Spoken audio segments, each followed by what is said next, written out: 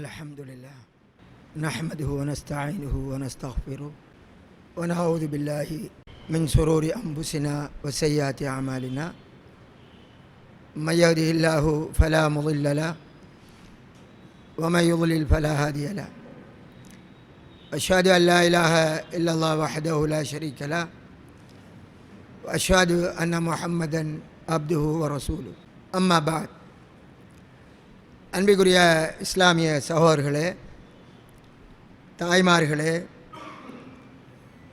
நபி ஸல்லல்லாஹு அலைஹி வஸல்லம் அவர்கள் பிறந்த தினம் ரபியுல் அவ்வல் மாதம் பிறை 12 என்ற அடிப்படையில் ரசூலுல்லாஹி ஸல்லல்லாஹு அலைஹி வஸல்லம் அவர்களின் பேரில் மௌலூதுகள் பாடப்படுகிறது. அதே மாதிரி கொண்டாட்டங்கள் கொண்டாடப்படுகிறது. நாம் அறிந்த விடயம். அது சரியா பிழையா என்ற அந்த சப்ஜெக்டுக்குள் நுழையாமல் ரசூலுல்லாஹி ஸல்லல்லாஹு அலைஹி வஸல்லம் அவர்கள் ரபியுல் அவ்வல் மாதம் பிறை 12 பிறந்தார்கள் என்பதற்கு ஆதாரமான ஏதாவது ஹதீதுகள் இருக்கிறதா என்பதை முதலாவது நாங்கள் அறிந்து கொள்ள வேண்டும். ரசூலுல்லாஹி ஸல்லல்லாஹு அலைஹி வஸல்லம் அவர்கள் திங்கட்கிழமை பிறந்தார்கள் என்பது முஸ்லிம் கிரந்தத்திலே வரக்கூடிய சஹீஹான ஹதீஸ். அபு கதாதா ரலியல்லாஹு அன்ஹு அவர்களை தொட்டும் அறிவிக்கப்படுகிறது. திங்கட்கிழமை நாளையில் நோன்பு பிடிப்பதை பற்றி ரசூலுல்லாஹ்விடம் கேட்கப்பட்டது. அதற்கு ரசூலுல்லாஹி ஸல்லல்லாஹு அலைஹி வஸல்லம் என்ன சொன்னார்கள்? அந்த நாளையில் நான் பிறந்தேன், அந்த நாளில் நான் நபியாக அனுப்பப்பட்டேன், அதிலே தான் எனக்கு முதலாவதாக வஹி இறக்கப்பட்டது என்பதை சொன்னார்கள். இது ரசூலுல்லாஹி ஸல்லல்லாஹு அலைஹி வஸல்லம் அவர்கள் கூறிய கூற்று. பிறந்த தினம் ரசூலுல்லாஹ் திங்கட்கிழமை, இதை அவர்கள் சொல்லிவிட்டார்கள். இந்த மாதிரி அந்த பிறந்த தினத்தை சொன்ன மாதிரி தான் பிறந்த திகதியை சொன்னார்களா என்று ஆய்வு செய்தால் அப்படி எந்த விதமான ஆதாரமான ஹதீதுகளும் எந்த ஹதீஸ் கிரந்தங்களிலும் உலகத்தில் உள்ள எந்த ஒரு ஹதீஸ் கிரந்தங்களிலும் பதியப்படவில்லை என்பதால் நபி ஸல்லல்லாஹு அலைஹி வஸல்லம் அவர்கள் பிறந்த தினம் என்ன? ரபியுல் அவ்வல் பிறை 12 என்று கூறுகிறார்களே, அதுதான் உலகத்தில் உள்ள வரலாற்று ஆசிரியர்கள் எல்லோரும் கூறியதா அல்லது அதில் கருத்து வேறுபாடு இருக்கிறதா என்பதை நாம் எடுத்து பார்த்தால் 8 வகையான தினங்கள் கூறப்படுகிறது. 8 வகையான கருத்து வேறுபாடு இருக்கிறது. இதில் சில பலவீனமான ஹதீதுகள் வருகிறது. அதை பேசுவதற்கு முந்தி அந்த கருத்துக்களை நான் சொல்லிக்கொள்ள விரும்புகிறேன். அன்பிற்குரிய சகோதரர்களே, இப்போது என்னுடைய கையில் இருக்கிறது அல் இஸ்திஆப் ஃபி மாரிஃபத்தில் அஸ்ஹாப், இமாம் இப்னு அப்துல் பர் அல் உந்துலிசி. இமாம் இப்னு அப்துல் பர் 5வது நூற்றாண்டைச் சேர்ந்த இமாம், ஹதீஸ் கலை அறிஞர், பெரிய முஹத்திஸ். சஹாபாக்கள் அனைவருடைய வரலாறையும் நான் தொகுக்கிறேன் என்ற அடிப்படையில் அவர் எழுதிய கிதாப். சரி, இதில் ரசூலுல்லாஹி ஸல்லல்லாஹு அலைஹி வஸல்லம் ஏன் இந்த கிதாபை நான் காட்டுகிறேன் என்றால், மௌலைமார்கள் நீங்கள் இந்த உரையை கேட்பீர்கள். இந்த உரையில் சொல்லப்படுகின்ற அந்த கிரந்தங்களை நீங்கள் எப்படியோ எடுத்துக்கொள்ளலாம். அதை பார்க்கிற போது இந்த அளவிற்கு கருத்து வேறுபாடான ஒரு விடயமாக இது இருக்கிறதே, நாமெல்லாம் ரபியுல் அவ்வல் பிறை 12 என்று பிடித்த பிடியிலே நாங்கள் அதிலே தொங்கிக் கொண்டிருக்கிறோமே, என்ன ஒரு அறிவீனம் என்று நீங்கள் புரிவதற்கு ஒரு இடம்பாடு இருக்கிறது. அதனால தான் நான் இங்கே சில கிரந்தங்களை கொண்டு வந்திருக்கிறேன். இதெல்லாம் உங்களுக்கு தெரிந்தது. ஒன்று இஸ்திஆப், அதற்கு பின் இங்கே இமாம் தஹபி ரஹ்மஹுல்லாஹ் அவருடைய சேரு ஆலாமின் நுபலா, அறிவிப்பாளர்கள் ரசூலுல்லாஹ்வுடைய வரலாறு எழுதப்பட்ட இமாம் தஹபியினுடைய கிதாப். அவரை தெரியாத மௌலைமார் இருக்க மாட்டார்கள். அதற்கடுத்து நான் இமாம் இப்னு கதீர் ரஹ்மஹுல்லா, நீங்கள் எல்லோரும் ஏற்றுக்கொண்ட இமாம் இப்னு கதீர் ரஹ்மஹுல்லா, அவருடைய கிதாபு பிதாயா ஒ நிஹாயா, வரலாறு சம்பந்தமாக அவர் தொகுத்த கிதாப், அவர்கள் கூறுகின்ற கூட்டையே நான் இங்கே சொல்ல இருக்கிறேன். மேலதிகமாக நமது பொக்கெட்டால் ஒன்றும் சொல்ல வேண்டிய தேவை இல்லை. ஏனென்றால் நீங்கள் ஏற்றுக்கொண்ட அந்த இமாம்கள் அவர்கள் எந்த அளவிற்கு அந்த விடயத்தில் உறுதியில்லாத நிலையில் கூறியிருக்கிறார்கள். நாம் ரபியுல் அவ்வல் பிறை 12 என்று கடும் பிடிவாதத்தோடு இந்த ரபியுல் அவ்வல் பிறை 12 கொண்டாட்டமாகவும் பெருநாளாகவும் ஆக்கி வைத்திருக்கிறோம். எனவே மௌலைமார்களே, இது சம்பந்தமாக வரக்கூடிய செய்தியை இந்த சந்தர்ப்பத்தில் சுருக்கமாக சொல்கிறேன். இதில் இமாம் இப்னு அப்துல் பர் ரஹ்மத்துல்லாஹி அவர்கள் என்னிடம் உள்ள பிரதி 1வது ஒலி, அதில் என்ன சொல்கிறார்கள் என்றால், وولد صلى الله عليه وسلم بمكة في الدار التي كانت تدعى لمحمد بن يوسف. முஹம்மது பின் யூசுப் என்பவருக்கென்று கூறப்படக்கூடிய அந்த வீட்டிலே நபிகளார் மக்காவில் பிறந்தார்கள். அது எப்போதென்றால் ரமலான் மாதத்தில், ரமலான் மாதத்தில் 12 நாள் கழித்து திங்கட்கிழமையிலே இருக்கிறது என்று அவர் கூறுகிறார். யாரு? இமாம் இப்னு அப்துல் பர். என்ன மாதமாம்? ரமலான் மாதம். ஒரு கருத்து. அதை சொல்லிவிட்டு கீழே மேலும் கூறப்படுகிறது, ரபீல் அவ்வல் மாதம் திங்கட்கிழமையில் பிறந்தார்கள். எத்தனாம் தேதி தெரியுமா? 2வது நாள் கழித்து, ரபீல் அவ்வல் 2 நாள் கழித்து திங்கட்கிழமையில் பிறந்தார்கள். ரபீல் அவ்வல் பிறை 2 பிறந்திருக்கிறார்கள் என்கிற விடயத்தை இப்படியும் ஒரு கருத்து கூறப்படுகிறது. 3வது கூறுகிறார்கள், கீழ லிசமானின் ஹலவுன மின்ஹு, ரபியுல் அவ்வல் மாதத்தில் 8 நாள் என்ற 8வது நாள் பிறந்தார்கள் என்று கூறப்படுகிறது. கீழ மேலும் கூறப்படுகிறது. இந்த கீழ என்றால் என்ன? ரோட்டில் ஓரவன் கூற கூட்டா, அவர் வாழ்ந்த அந்த 5ஆம் நூற்றாண்டிற்குள் வாழ்ந்த அறிஞர்களுக்கிடையில் ஏற்பட்ட கருத்து வேறுபாடு. கீழ இன்னொரு ஒலித அவ்வல இஸ்னைனி மின் ரபீல் அவ்வல், ரபீல் அவ்வல் மாதத்தில் வந்த 1வது திங்கட்கிழமை பிறந்தார்கள் என்று கூறப்படுகிறது. வக்கீல மேலும் கூறப்படுகிறது, ஆமுல் பீல் வருடத்தில், அந்த வருடத்திலே பிறை 12 பிறந்தார்கள் என்று கூறப்படுகிறது, அந்த மாசத்திலே என்று அந்த கருத்தையும் கூறுகிறார். சரி, அதற்கப்பால் இப்போ இதிலேயே ஒரு 5 கூட்டு கூறப்பட்டு விட்டது.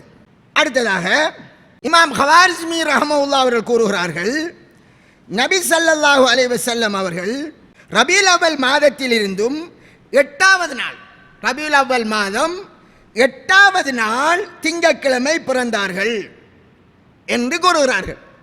அவருடைய ரசூலுல்லாஹ்வுடைய ஹிஸ்டரியை ஆய்வு செய்து ரபீல் அவ்வல் பிறை 8, இது ஏப்ரல் மாதம், இந்த கிறிஸ்தவர்களுடைய அந்த அவர்களுடைய கணக்குப்படிக்கு 20வது நாள் நேர்படுகிறது.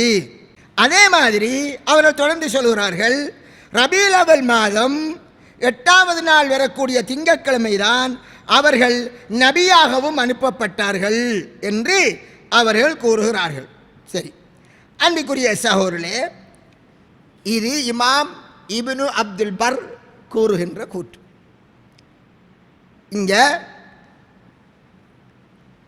அவர் எந்த கூற்றையும் முன்னிலைப்படுத்தவில்லை, இதுதான் நான் சரியாக காண்கிறேன் என்று கூறவும் இல்லை. இந்த அளவிற்கு ஒரு 6 கருத்தை அந்த இமாம் அவர்கள் கூறுகிறார்கள். சரி, இது இதில் வருகிறது இமாம் இப்னு அப்துல் பர்ருடைய இஸ்தியார். இந்த கருத்து வேறுபாடெல்லாம் வருவதற்கான காரணம் என்னவென்றால், ரசூலுல்லாஹி ஸல்லல்லாஹு அலைஹி வஸல்லம் அவர்கள் பிறந்த தினத்தை சொன்ன மாதிரி, அதாவது திங்கட்கிழமை என்று சொன்ன மாதிரி அவர்கள் பிறையை பற்றி சொல்லவில்லை. முதலாவது காரணம், ஹதீஸில் வரல. சரி, அவருக்கு நபிப்பட்டம் கிடைச்சதுக்கு பிறகுதான் மக்கள் அவரை வினோதமாக பார்த்து, அதாவது அவரை ஏற்றுக்கொண்ட மக்கள் அல்லாஹ்வுடைய தூதர் என்று கணித்து நம்பி அவருடைய ஒவ்வொரு செயலையும் நடத்தையையும் அவருடைய உடல் உறுப்புகளின் அசைவுகளையும் பதிவு செய்தார்கள். அதற்கு முந்தி அந்த சமுதாயத்தில் சாதாரண ஒரு மனிதராக அவர்கள் வாழ்ந்தார்கள். எத்தனை வருஷம் வாழ்ந்திருக்கிறார்கள்? 40 வருஷம் வாழ்ந்திருக்கிறார்கள். சரி, அந்த காலத்தில் ஒருவர் பிறந்தால் இப்போது நவீன காலத்தில் பிறந்த தேதியை நேரத்தை பதிகிற மாதிரி இருக்கவில்லை. நாம் கணக்க போக தேவையில்லை. நம்முடைய மூத்தப்பாமார், நம்முடைய மூத்தப்பா வாப்பட காலம், இப்போ ஒரு 70 வருஷத்துக்கு முந்தைய ஆக்கள் எடுத்தால் பிறந்த ஆண்டை சொல்வார்கள். பெரும்பாலும் பிறந்த தேதியை சொல்பவர்கள் மிக குறைய. ஒரு 100 வருஷம் என்றால் அது இல்லை. ஏன்? பிறந்த தேதியை பதிகின்ற அந்த வழக்கு அது ஒவ்வொரு சமுதாயத்தில் ஒவ்வொரு காலகட்டத்தில் உருவானது. நபிகளார் பிறந்த ஜாகிலியா காலத்தில் சாதாரணமாக ஒரு பிறந்த தேதியை பதிகிற வழக்கு இல்லை. அதனால் எங்கும் அது பதியப்படவில்லை முதலாவது. எனவே நபிகளாருக்கு நபிப்பட்டம் கிடைத்ததற்கு பின்னர் தான் அவர்கள் ஜாகிலியா காலத்தில் நடந்த சில நிகழ்வுகளை சொன்னார்கள். அவர்கள் சொன்னதை நாங்கள் நம்பினோம். உதாரணமாக, அவர்கள் சிறுபிராயத்தில் ஹலீபாவிடம் பால் குடித்தார்கள், சுவைபாவிடம் பால் குடித்தார்கள் என்று சொன்னார்கள். பால் குடித்ததை சொன்னார்கள். அவர்கள் சொன்னதால் நம்புகிறோம். அதே மாதிரி அவர் சிறுபிள்ளையாக விளையாடி கொண்டிருக்கிற போது அவருடைய நெஞ்சை பிளந்து மலக்கு ஜிப்ரீல் அலைஹிஸ்ஸலாம் மலக்குமார் வந்து அவருடைய ஹார்ட்டை எடுத்து சம்சம்மால் கழுவி அவருக்கு மீண்டும் அதை வைத்தார்கள் என்கிற விடயமும் ரசூலுல்லாஹி ஸல்லல்லாஹு அலைஹி வஸல்லம் அவர்கள் நபியாக வந்ததற்கு பிறகு சொன்னதால் தான் நமக்கு தெரிகிறது. இந்த மாதிரியாக அவர்கள் இன்ன திகதியில் நான் பிறந்தேன் என்று கூறவில்லை. சரி, இப்போ அடுத்த கிதாபை எடுப்போம். இது யார கிதாபு? இமாம் தஹபி ரஹ்மஹுல்லாவினுடைய சியரு ஆலாமின் நுபலா. சரியா? இந்த கிதாபில் இமாம் தஹபி ரஹ்மஹுல்லா அவர்கள் குறிப்பிடுகிற போது ரசூலுல்லாவினுடைய பிறப்பு திகதியை பற்றி பல விடயங்களை குறிப்பிடுகிறார்கள். அதில் அதாவது மிகவும் நம்பகமற்ற ஒரு அறிவிப்பு வருகிறது, மிக பலகீனமான ஒரு அறிவிப்பு வருகிறதாம் என்று சொல்லிவிட்டு சொல்லுகிறார். அதை சொல்லும் போதே அல்லாஹு மின்ஹு மாரவா முஹம்மது பின் உஸ்மான் பின் அபி ஷைபா சொல்லக்கூடிய ரிவாயத்து, உஸ்மான் பின் அபி ஷைபா அறிவிக்கக்கூடிய ரிவாயத்து அது மிக பலகீனமான செய்தி.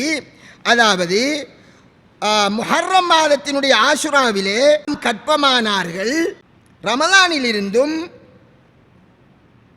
திங்கட்கிழமை நாளையில் 12ஆம் திகதியில் பிறந்தார்கள்.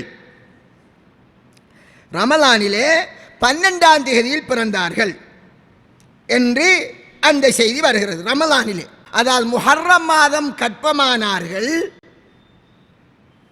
அதே மாதிரி முஹர்ரம் என்றால் 9 மாதமாக எத்தனை மாதமாகும்?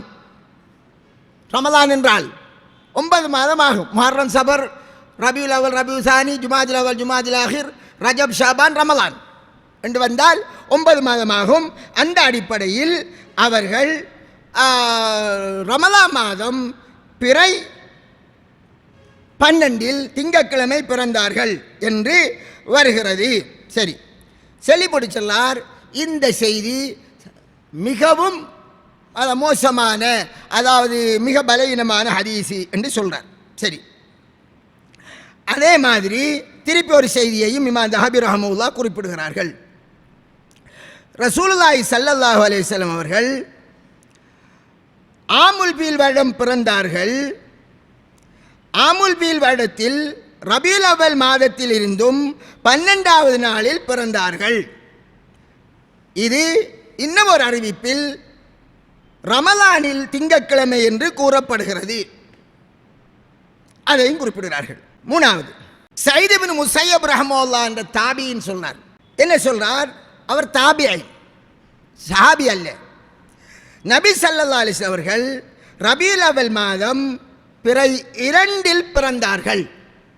பிறை 2 பிறந்தார்கள், அதாவது காலை பொழுது, அது அதிகாலை பொழுதிலே அவர்கள் பிறந்தார்கள் என்று சயீத் பின் முஸையப் ரஹ்மஹுல்லா தாபியின் சொன்னார் என்று ஒரு செய்தி வருகிறது. ஒரு நபிகளார் ஸல்லல்லாஹு அலைஹி வஸல்லம் அவர்களை தொட்டும் ஒரு செய்தி வந்தால் அதை ஏற்பதற்கு சஹாபி கூற வேண்டும். நபியை தொட்டும் அந்த சஹாபி கூறவில்லை, ஒரு பின்னால் வந்த தாபியின் கூறினால் அந்த செய்தி மறுக்கப்பட்ட செய்தி, பலகீனமான செய்தியாக இமாம்கள் தட்டி விடுவார்கள். அதனால் அந்த செய்தியும் எடுபடாது. சரி, அதே மாதிரி இமாம் தஹபி ரஹ்மத்துல்லாஹி அவர்கள் கூறுகிறார்கள், என்னுடைய ஷேக் இமாம் திம்யாத்தி அவர்கள் அவர்களுடைய சீரா வரலாறு என்ற கிதாபிலே குறிப்பிடுகிற போது கூறுகிறார்கள், அபூ ஜாஃபர் என்பவர் கூறுகிறார், ரபியுல் அவ்வல் மாதத்தில் 10வது நாள், என 10வது நாள் வரக்கூடிய திங்கட்கிழமையில் ரசூலுல்லாஹ் பிறந்தார்கள். எதனாலாம்? 10வது நாள். இந்த செய்தியை சொல்லுகிறார்கள். யார் சொல்லார்? இமாம் திம்யாத் இமாம் தஹபி ரஹ்மத்துல்லாஹுடைய ஷேக் சொன்னதாக சொன்னார். சொல்லி போட்டு சொன்னார். இன்னும் ஒரு கூட்டை அபு மாஷர் நஜி என்பவர் கூறுகிறார், ரபியுல் அவ்வல் பிறை 12இல் பிறந்தார்கள் என்று சொல்லிவிட்டு இமாம் திம்யாத்தி என்ன சொன்னார் என்றால், சரியான கூற்று வஸ்ஸஹீஹு கௌலு அபி ஜாஃபர், சரியான கூற்று 10ஆம் நாள் பிறந்தார் என்று வருகிறானே அதுதான் சரியான கூற்று என்று அந்த செய்தியை இமாம் தஹபி ரஹ்மத்துல்லாஹ் கூறி தனது ஷேഖ്, தனது ஆசிரியர் அவருடைய கருத்தை சரிகண்ட அந்த கருத்தை கூறி அவர் இந்த சப்ஜெக்டை முடிக்கிறார். சரி, யார் இது? இமாம் தஹபி ரஹ்மத்துல்லாஹ். அறிவிப்பாளர்கள், ஹதீஸ் கலை இதையெல்லாம் பிறண்டு தங்களுடைய முழு ஆயுளையும் மட்படுத்தி அந்த இமாம் கூறுகிறார். சரி, இப்போது நான் 3வதாக இன்னொரு கிதாபிடம் வருகிறேன். என்னது? இது பிதாயா வ நிஹாயா. இதை தெரியாத மௌலவிமார்கள் கொஞ்சம் நல்லா படித்தார்களுக்கு தெரியும். சரி, இமாம் இப்னு கஸீர் ரஹ்மத்துல்லாஹ்வினுடைய இப்போ மொழிபெயர்க்கவும் பட்டிருக்குது. உருது பாஷையில் ஏற்கனவே மொழிபெயர்க்கப்பட்டாச்சு, தமிழை மொழிபெயர்க்கிறாங்கன்னு நினைக்கிறேன். சரி, இதில் இமாம் இப்னு கஸீர் ரஹ்மத்துல்லாஹ் அவர்கள் என்ன கூறுகிறார் என்று பார்ப்போம். இவரும் எத்தனாம் நூற்றாண்டால்? 8ஆம் நூற்றாண்டு சேர்ந்த இமாம், நம்ம எல்லோருக்கும் தெரியும். சரி, அவர்கள் இதை பற்றி கூறுகிற போது ரசூலுல்லாஹி ஸல்லல்லாஹு அலைஹி வஸல்லம் அவர்கள் ரபியுல் அவ்வல் மாதத்தில் பிறந்தார்கள் என்று பெரும்பான்மையினர் கூறுகிறார்கள் என்று சொல்லிவிட்டு டேட்டை பற்றி குறிப்பிடுகிற போது என்ன சொல்கிறார்? இப்னு அப்துல் பர், நான் இப்போ நேரத்தோடு சொன்னேன், இமாம் இப்னு அப்துல் பர் அவர் எதை கூறுகிறார் என்றால், 2 நாள் கழிந்து ரபியுல் அவ்வல் பிறை 2வது நாள் தான் அவர்கள் என்ன செய்கிறார்கள்? பிறக்கிறார்கள் என்ற செய்தியை கூறுகிறார்கள். சரி, இதை அபு மாஷர் என்கிறவரும் கூறியிருக்கிறார் என்ற அந்த கூட்டை நான் இப்போ சொன்னேன். கூறிவிட்டு இமாம் திம்யாத்தி ரஹ்மத்துல்லாஹ் அபு மாஷருடைய கூட்டை மறுத்து சொன்ன செய்தியையும் நான் சொன்னேன். சரி, மேலும் இமாம் இப்னு ஹஸ்ம் ரஹ்மத்துல்லாஹ், இவருடைய பேர் ஏற்கனவே வந்திருக்குது, ஹதீஸ் கலை மேதாவி, மிக பெரும் அறிஞர். அவர்களை தொட்டு சொல்லப்படுகிறது, அது அவர்கள் 8வது நாள் பிறந்தார்கள். எத்தனாவது நாள்? ரபியுல் அவ்வல் மாதம் 8வது நாள் பிறந்தார்கள் என்று கூறப்படுகிறது. அவர் அதை சரி காணுகிறார். சரி, இதேவேளை இதற்கு ஆதாரமாக முஹம்மத் பின் ஜுபைர் பின் முத்அம் என்கக்கூடிய ஒரு தாபிஈன், அவரை தொட்டும் ஒரு செய்தி வருகிறது. யார் சொன்னார்? சஹாபி அல்ல, தாபிஈன், சாபாக்களுக்கு அடுத்த ஜெனரேஷன் உள்ளவர். அவர் என்ன சொல்லாராம்? ரசூலுல்லாஹ் 8வது நாள் பிறந்தார்கள் என்கிற கூற்றை அவர் சொல்லியுள்ளார் என்கிற அந்த கருத்தை சொல்லி அதற்கு சான்றாக எடுக்கிறார்கள். நான் இப்போ முந்தி சொன்னேன், ஒரு சஹாபி ரசூலுல்லாஹ் சொன்னதாக சொன்னால் அது ஏற்கப்படும். ஒரு தாபியின் தான் சஹாபியிடம் கேட்டுத்தான் ரசூலுல்லாவை பற்றிய செய்தியை சொல்ல வேண்டும். ஆனால் அந்த தாபியீன் சஹாபியிடம் கேட்டதாகவும் சொல்லவில்லை, ரசூலுல்லாவை தொட்டும் செல்லவில்லை. தாபியினுடைய காலத்திற்கும் ரசூலுல்லாஹ் பிறந்த காலத்திற்கும் இடையில் எவ்வளோ இடவழி இருக்கும்? நபிகளார் நபிப்பட்டம் கிடைக்கிறதுக்கு 40 வருஷத்துக்கு முந்தி பிறக்கிறார்கள். அப்படி என்றால் ஒரு பிற்காலத்தில் வந்த ஒரு தாபியீன் அவர் கூறுகின்ற கூற்று அது ஏற்றுக்கொள்ளப்பட மாட்டாது, அதை ஆதாரமாக எடுக்க இயலாது. சரி, அவருடைய கூற்றின் அடிப்படையில் அந்த விடயம் சொல்லப்படுது. இதை இமாம் இப்னு அப்துல் பர் ரஹ்மஹுல்லாஹ் அவர்கள் இந்த கூற்றை சொல்ல போது, இந்த முந்தி கூறின இமாம் இப்னு அப்துல் பர் என்று முதலாவது கிரந்தம், அவர்கள் என்ன சொல்றார்கள் என்றால், வரலாற்று ஆசிரியர்கள் அதையே சரி காண்கிறார்கள். எத்தனாம் கூட்டை? எத்தனாம் நாள்? 8ஆம் நாள். வரலாற்று ஆசிரியர்கள் 8ஆம் நாள் என்பதையே சரி காண்கிறார்கள் என்று அந்த கருத்தை உறுதியான கருத்தாக இமாம் ஹவாரிஸிமி ரஹ்மத்துல்லாஹி அவர்கள் உறுதிப்படுத்தி சொல்லியிருக்கிறார்கள். அதே மாதிரி இமாம் அல் ஹாஃபில் இமாம் இப்னு தஹியா என்பவர்கள் ரசூலுல்லாஹ்வுடைய வரலாறு சம்பந்தமாக எழுதிய அத்தன்வீரு ஃபி மௌலிதில் பஷீரின் நதீர் என்ற கிதாப், அத்தன்வீர் ஃபில் மௌலிதில் பஷீரின் நதீர், நபியலாருடைய பிறப்பை பற்றி கூறுகின்ற கிதாப், அந்த கிதாபிலே அவர்கள் அதையே சரி காண்கிறார்கள் என்ற அந்த கருத்தையும் ஆர் எழுதியிருக்கிறார்? இமாம் இப்னு கதீர் ரஹ்மத்துல்லாஹ் கொண்டு வருகிறார்கள். சரி, அதோட முடியல. இமாம் இப்னு கதீர் ரஹ்மத்துல்லாஹ் அவர்கள் மேலும் சொல்றார்கள், 10வது நாள் என்றும் கூறப்படுகிறது. இதனை அபூ ஜாஃபர் அல் பாக்கிர் தொட்டும் ஏற்கனவே நான் கூறிவிட்டேன். அபூ ஜாஃபர் அல் பாக்கிர் என்கிறவர் 10வது நாள் என்கிற கூற்றை சொன்னார். அதைத்தான் இமாம் திம்யாத்தி என்கிறார் சரி கண்டார் என்று சொன்னேன் அல்லவா? அந்த செய்தியை இமாம் இப்னு அஸ்ஸாக்கிர் ரஹ்மத்துல்லாஹ் அவர்கள், அவரும் 5ஆம் நூற்றாண்டு மிகப்பெரிய இமாம், அவர்கள் அந்த செய்தியை கொண்டு வருகிறார்கள். மேலும் கூறப்படுகிறது, ஒரு கூற்றாக சொல்லப்படுகிறது, ரபீல் அவல் மாதம் பிறை 12 என்று கூறப்படுகிறது. இந்த பிறை 12 என்று கூற்றை இமாம் இப்னு இஸ்ஹாக் ரஹ்மத்துல்லாஹ் அவர்கள் அவருடைய கிதாபிலே குறிப்பிட்டிருக்கிறார்கள். அந்த இமாம் இப்னு இஸ்ஹாக் என்கிறவர் அதை குறிப்பிடும் போது எந்த விதமான அறிவிப்பாளர் வரிசையும் அங்கே வரவில்லை. அந்த கூற்றை இமாம் இப்னு ஹிஷாம் என்கக்கூடியவர் சீரத் இப்னு ஹிஷாம் என்ற அவருடைய இப்னு இஸ்ஹாக்குடைய அந்த கிதாபை சுருக்கி எழுதுகிறது. சீரத் இப்னு ஹிஷாம் என்கிற கிதாபு அதிலே கொண்டு வருகிறார். அதில் அறிவிப்பாளர் வரிசை கிடையாது. எனவே அறிவிப்பாளர் வரிசை சொல்லப்படாமல் வந்ததால் அது அந்த அறிஞருடைய ஒரு கூற்றாக கொள்ளப்படுகிறது. இப்படி அந்த கூற்று 12வது என்கிறது ஒரு கூற்றாக கருதப்படுகிறது. சரி, இதை சொல்லிவிட்டு இமாம் இப்னு கதீர் ரஹ்மத்துல்லாஹ் அவர்கள் என்ன சொன்னார் என்றால், ஜாபிர் ரலியல்லாஹு அவர்களும் இப்னு அப்பாஸ் ரலியல்லாஹு அவர்களும் சொன்னதாக இப்னு அபி ஷைபா ரஹ்மத்துல்லாஹ்வினுடைய முஸன்னஃப் என்ற கிரந்தத்திலே வருகிறது. ரசூலுல்லாஹி ஸல்லல்லாஹு அலைஹி வஸல்லம் அவர்கள் ரபியுல் அவல் மாதம் பின்னை 12 பிறந்தார்கள் என்று செய்தி ஒன்றை பதிவு செய்கிறார்கள்.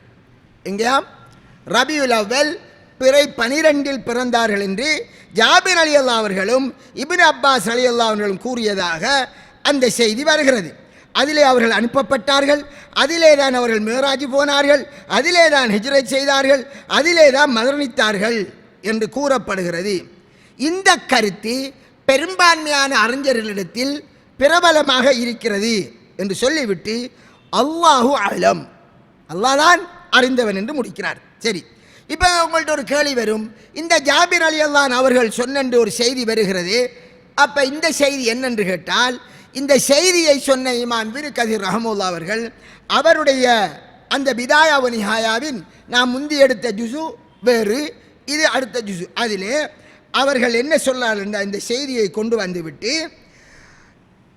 அதற்கு பின்னர் அவர் எழுதுகிறார்கள் ஃபீஹி இன்கிதா, இந்த அதாவது அறிவிப்பாளர் வரிசை துண்டிக்கப்பட்டது. ஆதாரமான அறிவிப்பாளர் வரிசையினூடாக வரவில்லை. அப்படி என்றால் அந்த செய்தி பலகீனமானது என்கிற அந்த கருத்தை அவர்கள் சொல்லுகிறார்கள். இந்த கருத்தை ஹாஃபில் அப்துல் கனி அல் மக்தசி அவர்கள் தெரிவு செய்திருக்கிறார்கள். ஆனால் அதற்கு வந்த ஹதீஸு பலகீனமான செய்தி என்பதை யார் கூறார்? இமாம் இப்னு கதீர் ரஹ்மத்துல்லாஹி அவர்களே குறிப்பிடுகிறார்கள். சரி, அதனோடு மட்டுமில்லாமல் அதோடு இமாம் இப்னு கதீர் ரஹ்மத்துல்லாஹி அவர்கள் தொடர்ந்து சொல்கிறார்கள், ரபியுல் அவ்வல் மாதம் 17வது நாள் பிறந்தார்கள் என்று அப்படியும் ஒரு கருத்து கூறப்படுகிறது. இந்த கருத்தை யார் சொன்னார் என்றால் ஷியாக்களை சேர்ந்த சில அறிஞர்கள் குறிப்பிடுகிறார்கள். யாரு? ஷியாக்களை சேர்ந்த அறிஞர்கள் குறிப்பிடுகிறார்கள். அதே மாதிரி ரபியுல் அவ்வல் மாதம் முடிவதற்கு முந்திய 8 நாள் மிஞ்சிருக்கக்கூடிய நிலையில், ரபியுல் அவ்வல் மாதம் 8 நாள் மிஞ்சிருக்கக்கூடிய நிலையில் தான் ரசூலுல்லாஹ் பிறந்தார்கள். 8 நாள் முஞ்சியிருந்தால் 29 முடிந்தால் அங்கால 21வது நாள், 30 முடிந்தால் 22வது நாள் என்ற ஒரு கருத்தும் கூறப்படுகிறது. அதனை இமாம் இப்னு தஹியா என்பவர் இமாம் ஹாபில் இப்னு ஹஸ்ம் அவர்களை தொட்டும் குறிப்பிடுகிறார்கள். அவர் அந்த கருத்தை சொன்னதாக குறிப்பிடுகிறார். இப்னு ஹஸ்ம் ரஹ்மத்துல்லாஹ் சொன்னதாக ஏற்கனவே நான் சொல்லிவிட்டேன். இப்னு ஹஸ்ம் ரஹ்மத்துல்லாஹுடைய கூற்று பிரகாரம் 9வது நாள் பிறந்தார்கள். இந்த 8வது முந்திய 8வது நாள் பிறந்தார்கள். ரபியுல் அவ்வல் முதல் 8வது நாள் பிறந்தாள் என்ற கருத்து தான் அவருடைய கருத்து என்று முந்தி வந்திருந்தது. அந்த கருத்தை தான் இமாம் இப்னு கதீர் ரஹ்மத்துல்லாஹும் இதுதான் சரியான கருத்து என்று குறிப்பிடுகிறார்கள். இன்னொரு கருத்து கூறப்படுகிறது, ரமலான் மாதத்தில் ரசூலுல்லாஹ் பிறந்தார்கள் என்பதை ஜுபைர் இப்னு பக்கார் என்கக்கூடிய அறிஞர் கூறுகிறார் என்று இமாம் இப்னு அப்துல் பர் ரஹ்மத்துல்லாஹி அவர்கள் கொண்டு வந்த கருத்தையும் குறிப்பிடுகிறார்கள். சரியா? சொல்லிவிட்டு இது ரொம்ப அபூர்வமான கருத்தாக இருக்கிறது என்று அங்கே முடிக்கிறார்கள். ஆக அன்பிற்குரிய சகோதரர்களே, இந்த அளவிற்கு இவ்வளவு கருத்து வேறுபாடுகள் யாரிடத்தில் இருக்கிறது? அறிஞர்களிடத்தில் இருக்கிறது. ஏன் இந்த கருத்து வேறுபாடு? நான் சொல்லிவிட்டேன். ரசூலுல்லாஹி ஸல்லல்லாஹு அலைஹி வஸல்லம் அவர்கள் நான் பிறை 12 ரபியுல் அவ்வலில் பிறந்தேன் என்று அவர் என்ன செய்யலை? கூறவில்லை. இதனால தான் இந்த கருத்து வேறுபாடு. சரி, இந்த கிதாப் உங்கள் எல்லோருக்கும் தெரிந்த கிதாப். எது? ரஹீக்குல் மக்தூம் என்று தமிழில் எழுதப்பட்ட சவுதி அரேபியாவில் ராபித்தத்துல் ஆலமுல் இஸ்லாமியா என்ற சர்வதேச இஸ்லாமிய ஒன்றியம் பல வருடங்களுக்கு முன்னர் ஒரு ரசூலுல்லாஹ்வுடைய வரலாறை எழுதுவதற்கென்று ஒரு போட்டி வைத்தார்கள். அந்த வரலாற்றை எழுதி அந்த வரலாறை உலகத்தில் இருக்கக்கூடிய அரபு நாடுகள் எல்லாத்திலும் இருக்கக்கூடிய அஜமி நாடில் இருக்கிறவங்களும் சேர்ந்து வரலாறை எழுதினார்கள். அதில் முதலாவது பிரைஸ் எடுத்தது இந்தியாவை சேர்ந்த சஃபியுர் ரஹ்மான் முபாரக் பூரி ரஹ்மஹுல்லா அவர்கள் எழுதிய இந்த கிதாபு தான் அரபுலகத்தில் இருக்கிறவர்கள் எழுதியதை விடவும் முதலிடம் பெற்றது. அவர்கள் இப்போ மொழிபெயர்ப்பு வந்துட்டு தானே, சரி, அதை நீங்கள் பார்க்கலாம், எல்லாரும் பார்க்கலாம். அதில் என்ன செய்கிறார்கள்? ரசூலுல்லாஹ் உலித சையீதுல் முர்சலீன் பிஷாபி பனி ஹாசிம் பி மக்கா ஃபி சபிஹத் யௌமில் இஸ்னைன் அத்தாஷி மின் ஷஹரி ரபியுல் அவ்வல். ரபியுல் அவ்வல் மாதம் 9வது நாள் திங்கட்கிழமை அதிகாலையில் ரசூலுல்லாஹி ஸல்லல்லாஹு அலைஹி வஸல்லம் பிறந்தார்கள் என்கிற அந்த கருத்தை இவர் சரி காணுகிறார். எப்பயா 9வது, அது 9வதுங்கிறது என்றால் நான் கூறுகிற போது 8வது நாள் கழிய என்று வருகிறது. 8வது நாள் கழிய என்றால் அது 9வது நாள் என்ற கருத்தை கொடுத்து 9வது நாள் தான் ரசூலுல்லாஹ் பிறந்தார்கள் என்கிற கருத்தை கொடுக்கிறார்கள். இதுதான் ஏற்கனவே நான் சொன்னேனே, அதாவது ஏப்ரல் மாதம் 20வது நாளைக்கு நேர்படுகிறது அல்லது 22வது நாளைக்கு நேர்படுகிறது. கிறிஸ்தவர்களுடைய கணக்குப்படி 571ஆம் ஆண்டு, என்ன 571ஆம் ஆண்டு கிறிஸ்தவருடைய கணக்குக்கு நேர்படுகிறது. ஏப்ரல் மாதம் 20 அல்லது 22ஆம் தேதிக்கு நேர்படுகிறது என்று இந்த காலத்தில் இருந்து, இது எழுதப்பட்ட காலத்தில் இருந்து ரசூலுல்லாஹி ஸல்லல்லாஹு அலைஹி வஸல்லம் காலம் வரை சென்று இந்த ஆண்டுகளையும் அந்த கிறிஸ்தவ ஆண்டுகளையும் கணக்கிட்டு அந்த கணிப்பீட்டின் அடிப்படையில் சொல்லப்பட்ட ஒரு ஆய்விலே அதை அவர்கள் கூறுகிறார்கள்.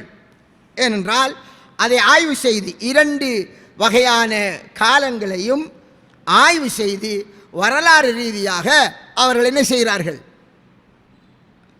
டேட்டுகளை எதற்கு எது நேர்படுகிறது என்று சொல்லி ஹிஜ்ரி கணக்குக்கும் கிறிஸ்தவர்களுடைய அந்த டேட்டுக்கும் இடையில் உள்ள நேர்பாட்டை கவனித்து 571 ஏப்ரல் மாதம் 20 அல்லது 22க்கு அதுதான் நேர்படுகிறது என்று அந்த அடிப்படையில் அவர் அதை சரி கண்டிருக்கிறார்கள்.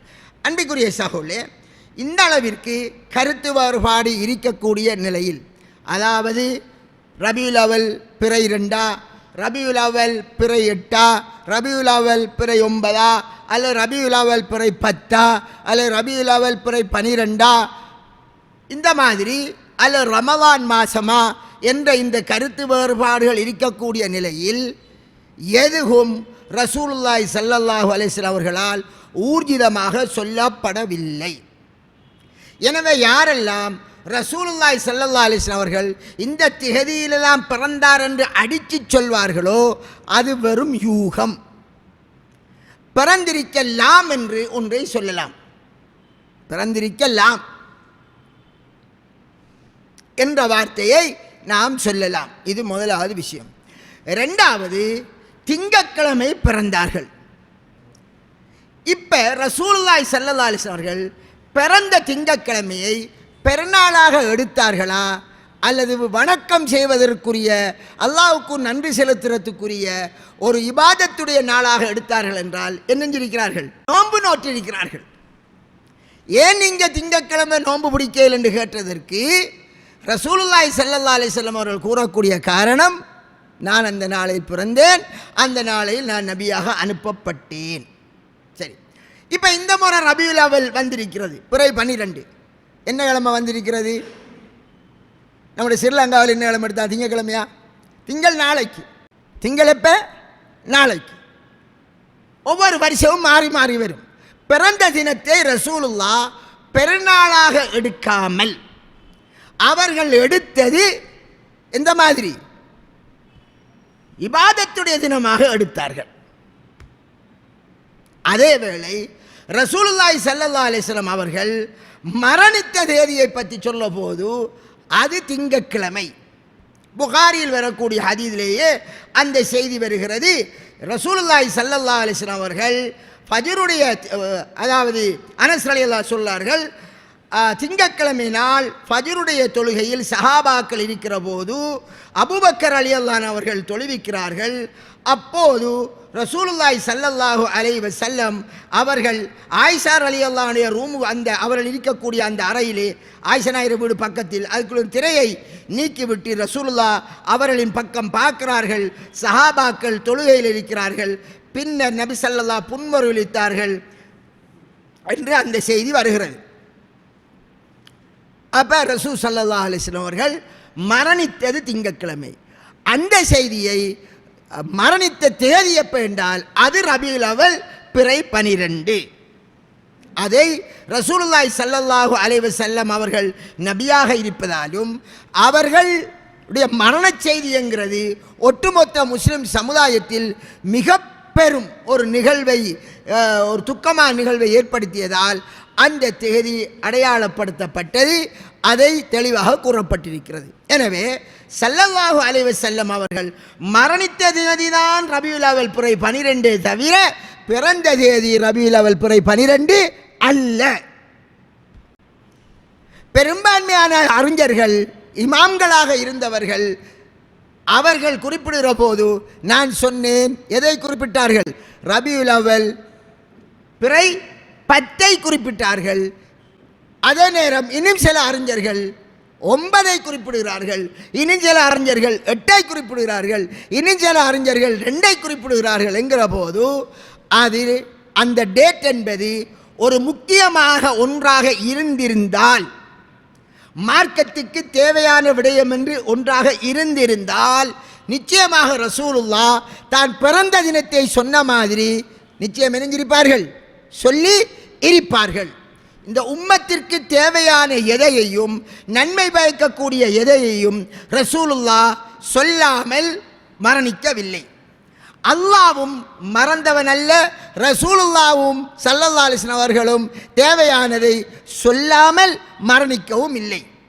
எனவே எதை ரசூலுல்லாஹி ஸல்லல்லாஹு அலைஹி வஸல்லம் அவர்கள் குறிப்பிடவில்லையோ அதை நாங்கள் ஒரு பெரும் தினமாக எடுத்து நாங்கள் உருவாக்கிய அந்த தேதியை வைத்து அதை ஒரு பெருநாளாக ஏற்படுத்துவது என்பதும் அதை மார்க்கத்தின் பெயரால் செய்வது என்பது அது பித்அத்தான நபிகளார் காட்டாத ஒரு வழிகேடான காரியமாகும். குறிப்பாக ரசூலுல்லாஹ் மரணித்தார்கள் பிறை 12 என்றால் அந்த திகதியில் பிறந்தார்கள் என்று கற்பனையில் உண்டாக்கி அதை பெருநாளாக எடுப்பது என்பது அது எந்த வகையிலும் அறிவுபூர்வமானதாக இருக்காது. ஒரு பிள்ளை பிறந்ததை விட இறந்ததுதான் கவலைக்குரியதாக இருக்கும். அது எல்லோருக்கும் தெரிந்த விடயம். அந்த திகதி அறியப்படாததால் திங்கட்கிழமை நோன்பு பிடிப்பது சுன்னத்தாக்கப்பட்டு சஹாபாக்களும் நாமும் இன்றும் பிடிப்பதை போன்று ரபீஉல் அவ்வல் பிறை 12 என்பது அங்கே ரசூலுல்லாஹ்வினால் அதற்கு ஒரு முக்கியத்துவம் கொடுக்கப்படாததால் அபூபக்கர் காலத்தில் அந்த தினம் ஒரு தினமாக எடுக்கப்படவில்லை. உமர், உஸ்மான், அலி ரலியல்லாஹு அன்ஹும் சஹாபாக்கள் வாழ்ந்த காலத்தில் அந்த தினம் ஒரு தினமாக எடுக்கப்படவும் இல்லை, அந்த தினம் அது அடையாளப்படுத்தப்படவும் இல்லை.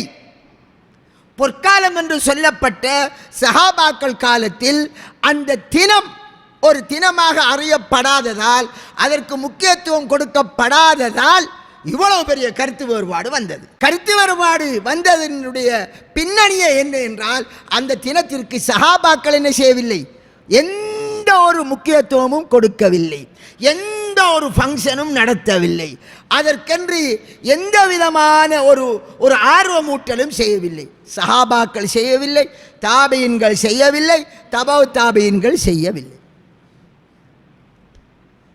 அதில் ஏதோ ஒரு நன்மை கிடைக்கும் என்றிருந்தால் ரசூலுல்லாஹ் பிறந்த அந்த தினத்தை வைத்து ரபீஉல் அவ்வலை விடுங்கள், ரமலான் மாசமாக இருக்கட்டும் அல்லது ரபீஉல் அவ்வலில் வேறொரு தினமாக இருக்கட்டும், பிறந்த தினத்தை வைத்து பெருநாள் எடுத்தல் என்பது அது ஒரு மார்க்கம், அதற்கு ஒரு நன்மை கொடுக்கும் என்றிருந்தால் நிச்சயமாக ரசூலுல்லாஹ் ஒரு பிள்ளை பிறந்தால் 7ஆம் நாள் அகீகா கொடுக்கணும் என்று நாள் குறிப்பிட்ட ரசூலுல்லாஹ்விற்கு இது என்ன மறந்து போய்விட்டதா? பிள்ளை பிறந்தால் அகீகா கொடுக்கணும் 7ஆம் நாள் என்று சொன்ன ரசூலுல்லாஹ் ஏன் தான் நபியாக ஆனதன் பின்னர் 23 வருடம் அந்த சமுதாயத்தில் வாழ்ந்தார்கள், ஒரு நாளேனும் தனக்கு பிறந்த தினம் எடுக்கவில்லை? அல்லது அபூபக்கர், உமர், உஸ்மான், அலி ரலியல்லாஹு அன்ஹும் அவர்கள் நபிக்கும் எடுக்கவில்லை, தங்களுக்கும் எடுக்கவில்லை. பல ஆயிரம் சஹாபாக்களில் எந்த ஒரு சஹாபியும் தான் பிறந்த தினத்தை வைத்து அவர்கள் எந்த பெருநாளும் எடுக்கவில்லை. ஏனென்றால் இஸ்லாம் கூறியது பிறந்த திகதி அவனுடைய வயதை கணிப்பிடுவதற்கு தேவையே தவிர இபாதத்துக்குரிய திகதி அல்ல. இபாதத்துக்குரிய திகதி என்கிறது அவனுக்கு 7வது நாள் தான் அகீகா என்ற அந்த இபாதத் செய்வதற்குரிய திகதி. இபாதத் என்பதற்கு உரிய ஒன்றாக மனிதனுடைய பிறப்பிலே அவனுடைய அந்த வயது காலகட்டத்தில் 7ஆம் நாள் மட்டும்தான் அவனுக்கு குறிப்பிடப்பட்டிருக்கிறது. அதை ரசூலுல்லாஹ் மார்க்கமாக்கினார்கள். அவன் பிறந்ததிலிருந்து கணக்கெடுக்கிறது. ரெண்டாவது என்ன, இபாதத் என்கிற அந்த சட்டத்துக்கு அப்பால் பருவ வயதை அடைவது. ஒருவன் பருவ வயதை அடைகிறான் எப்போது என்பதை தீர்மானிப்பதற்கு அவனுடைய வயதிலேயே தேவைப்படும். அவன் எப்போ பிறந்தானோ அதிலிருந்து பருவ வயதை அடைகின்ற வயசு என்ன, அதை எப்படி அடையாளம் காண்பது? சிலர் அதற்கிடையில் அறிஞர்களுக்கிடையில் கருத்து வேறுபாடு இருக்கிறது. இவன் பருவமடைந்து விட்டான் என்பதன் அடையாளம் என்ன? அவனுக்கு முடி முளைக்க தொடங்கிடும் என்று சொல்வார்கள். முடி முளைக்க தொடங்குவது தாடி முடி, அக்குள் முடி, அவுரத்து முடி. சில நேரம் ஒருவன் ஒரு பிழையை செய்து விட்டான், அவனை பருவம் அடைந்தவன் என்று தீர்மானிப்பதற்கு சில சமூகத்துக்கே தாடியில் முளைப்பதில்லை, மீசை முளைப்பதில்லை, தாடியில் முளைப்பதில்லாமல் இருக்கும். அப்போ இவன் பருவம் அடைந்தவன் என்று எப்படி வைக்கிறது? வயசெல்லையை வச்சுத்தான் சொல்லலாம். எனவே அவன் பிறந்த தினத்திலிருந்து வயதெல்லை கணிப்பிட வேண்டி இருக்கிறது. மார்க்க ரீதியாக இவன் பருவம் அடைந்தவன் பருவம் அடையாதவனா என்று அதை வைத்து தீர்ப்பு கொடுப்பதற்கு பருவமடையாதவனை சிறுவனாக கணிப்பார்கள், பருவமடைந்தவனை இஸ்லாத்தில் பெரியவனாக கணிப்பார்கள். நம்முடைய இந்த சமுதாயத்தில் நம்முடைய நாட்டிலே சட்டம் என்ன?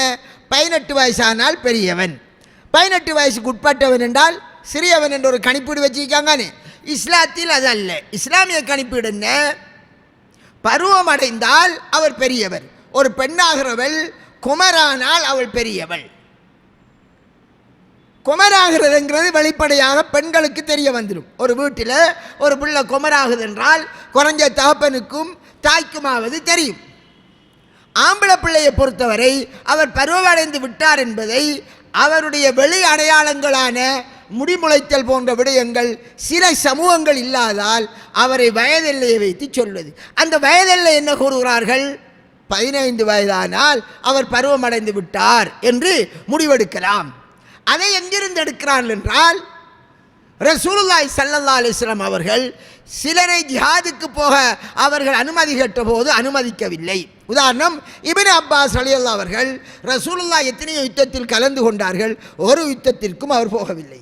ஏனென்றால் ரசூலுல்லாஹ் மரணிக்கும் போதே அவருக்கு வயசு 13 என்பதால் அவர் சிறியவர் என்பதால் அவர் யுத்தத்துக்கு அனுமதிக்கப்படவில்லை. இதற்குத்தான் திகதி தேவைப்பட்டது. மற்றும் படிக்கு திகதியை வைத்து பிறந்த நாளை கொண்டாடுவது என்பது இஸ்லாமிய கலாச்சாரம் அல்ல, மாறாக அந்நிய சமூகமான கிறிஸ்தவர்களால் ஏற்படுத்தப்பட்ட அல்லது அந்நிய மதத்தினரால் ஏற்படுத்தப்பட்ட ஒரு நடைமுறை. அந்த நடைமுறையை பின்பற்றக்கூடாது என்று ரசூலுல்லாஹி ஸல்லல்லாஹு அலைஹி வஸல்லம் எச்சரித்தார்கள், மிக காரமாக எச்சரித்தார்கள். லதத்தபிஅன்ன ஸனன மன் கான கப்லக்கும், உங்களுக்கு முந்திய சமுதாயத்தினருடைய வழிமுறைகளை நீங்கள் பின்பற்றுவீர்கள், சானாக மூலமாக யார் யாராக பின்பற்றுவீர்கள் என்று பின்பற்றக்கூடாது என்று எச்சரித்தார்கள். எந்த அளவிற்கு அவர்கள் உடும்பினுடைய பொந்துக்குள் நுழைஞ்சாலும் அதையும் பின்பற்ற பார்ப்பேல் என்று.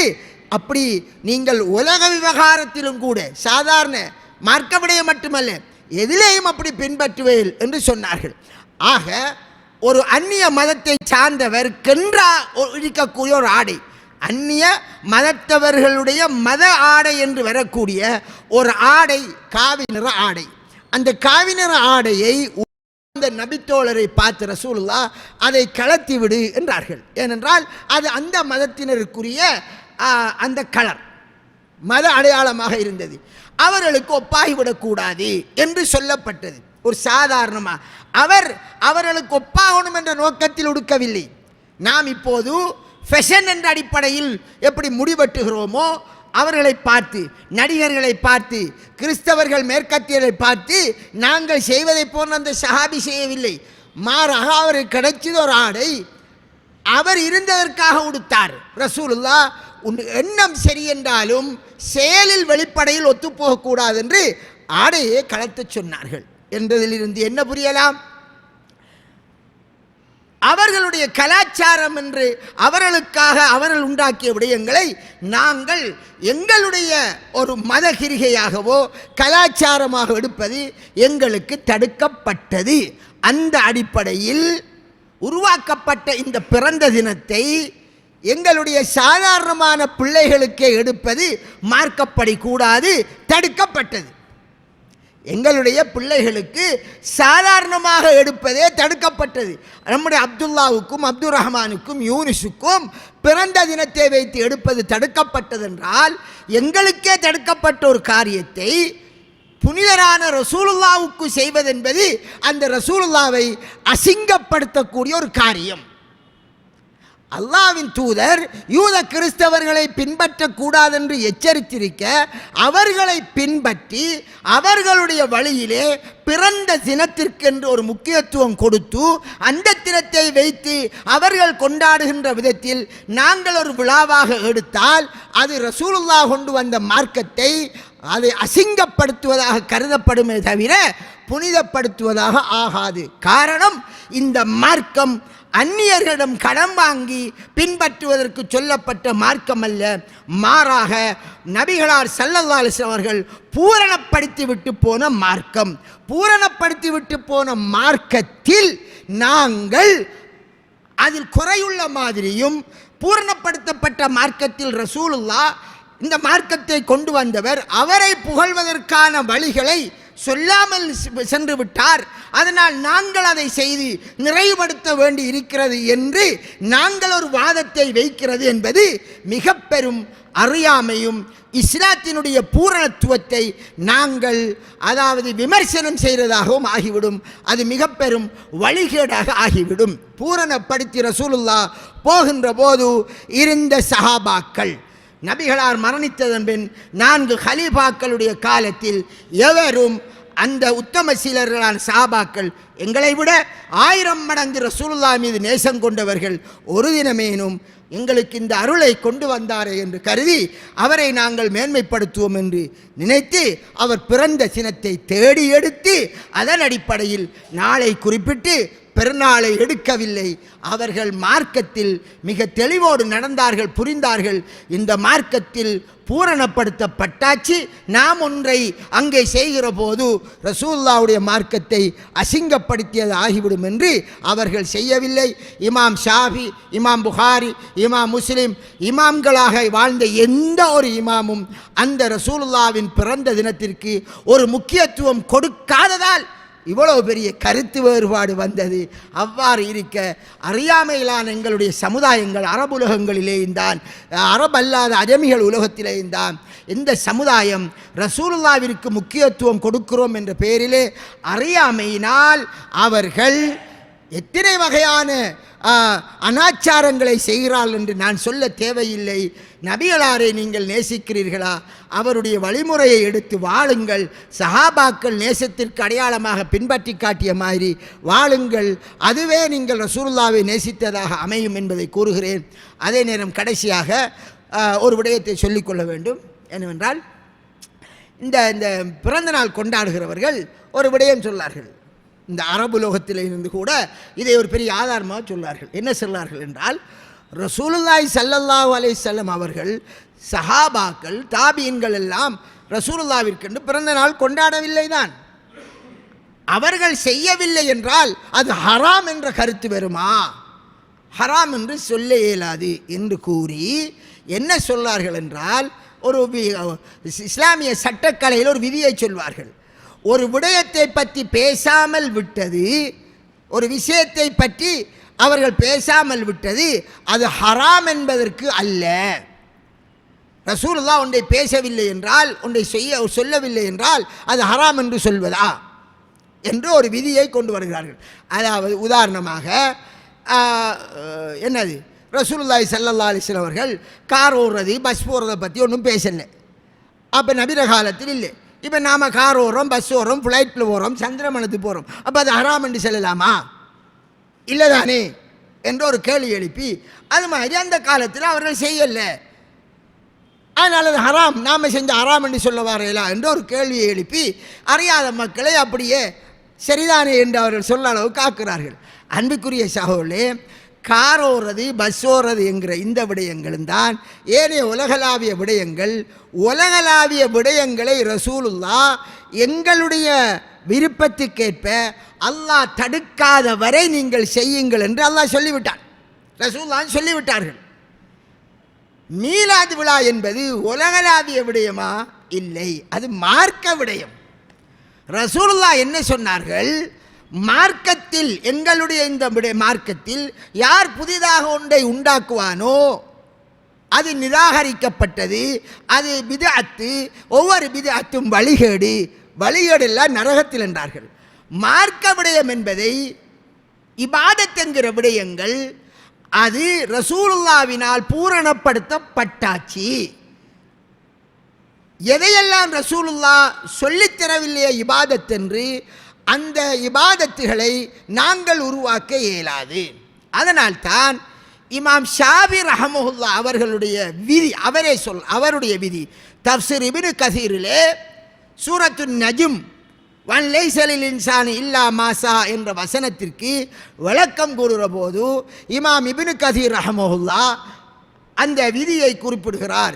இமாம் ஷாஃபி ரஹ்மத்துல்லாஹுடைய விதி அவர் கூறுகிறார், வணக்கங்களை பொறுத்தவரை அதிலே கியாஸ் என்ற ஒன்று கிடையாது. என்னது? வணக்கத்திலே இந்த வணக்கம் செய்யலும் என்றால் இது மாதிரி இன்னொன்றை உருவாக்கலாம் என்று வணக்கங்களை உருவாக்க முடியாது.